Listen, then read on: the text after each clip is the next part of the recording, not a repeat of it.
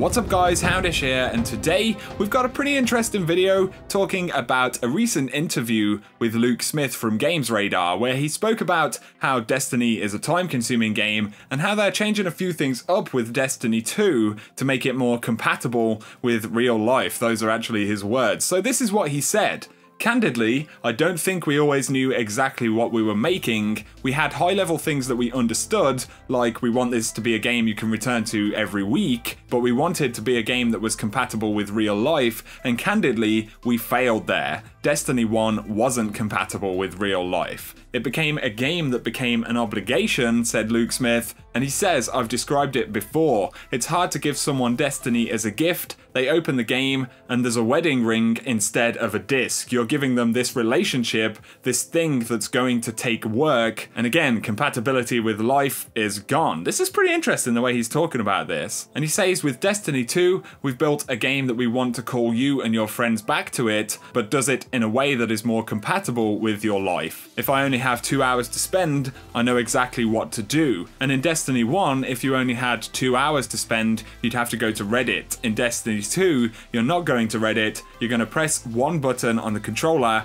and the game's going to tell you what to do. And that in itself is an interesting statement right there at the end. But I thought overall this was an interesting conversation, one that may concern some players of the game. I think to a strong degree the hardcore, in inverted commas, audience wants to invest time into becoming distinct. You know, there's a degree of prowess which I think players feel if they're in that top 10% or whatever, however you want to define it. But at the same time, it's true that Destiny hasn't always been the most friendly, casual experience. A lot of the end game really requires huge time investments, you know, to even get to, and then you've got to find teams and all of that kind of stuff, and that can only get more difficult if you're also playing solo. This clash of interests has been a constant issue for Bungie. How do you build a game that satiates a ravenous audience with a very vocal audience that wants long-term progression systems and more of the kind of generically MMO style features and investments versus more of the core audience or the gamer who wants to sit back for a couple of hours, maybe a few times a week, and come out feeling like they've actually gotten somewhere? It's a very difficult balance, but it's one which I think Bungie has gotten closer to realizing, you know, since kind of the Taken King and then the April update and stuff like that. Towards the end of Destiny 1, that stuff did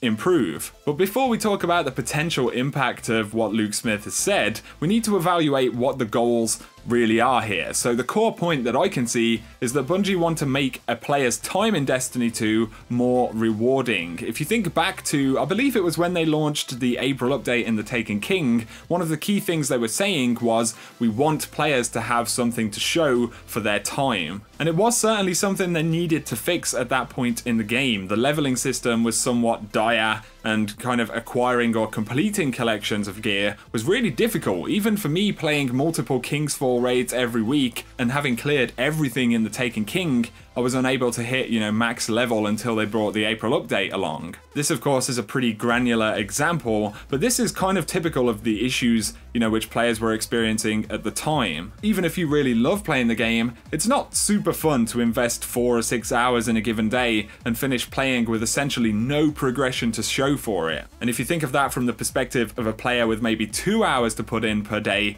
that's incredibly off-putting potentially. So Luke Smith said, in Destiny 2, you're not going to go to Reddit to find things out, you're going to press a button on your controller and the game's going to tell you what to do. Like I said, this is very interesting. I guess this could refer to the new director and the fact that patrol adventures, for example, you will be clearing them from your map but being rewarded as you go, which for campaign-driven players, you know, is pretty fantastic, and it seems like a huge opportunity to bridge people from the story into the end game potentially as well. But getting to the point, does this mean that Destiny will be more casual? Personally, I don't think that's the goal. It's about rewarding small time investments, which I think is important. It may mean for some of the hardcore players that certain types of content will, you know, be cleared out faster, and that's where a rigid endgame is pretty important here. There has to be enough content and meaningful progression to keep all parties happy, and precisely how you do that is the big challenge for Bungie. Of course, we'll have to see how Destiny 2 plays out, how regularly we receive content and what kind of content we get, but I am hopeful that Bungie will take what they've learned so far and craft new systems which make the game more enjoyable for as many types of player as possible. And those are pretty much my thoughts, guys. It's a bit of a different topic, but I hope you have enjoyed the video, and I'd love to read your thoughts in the comment section as well. Do you think that Bungie trying to fix the issues for more casual players will have a knock-on effect for the hardcore audience? I'm definitely curious to hear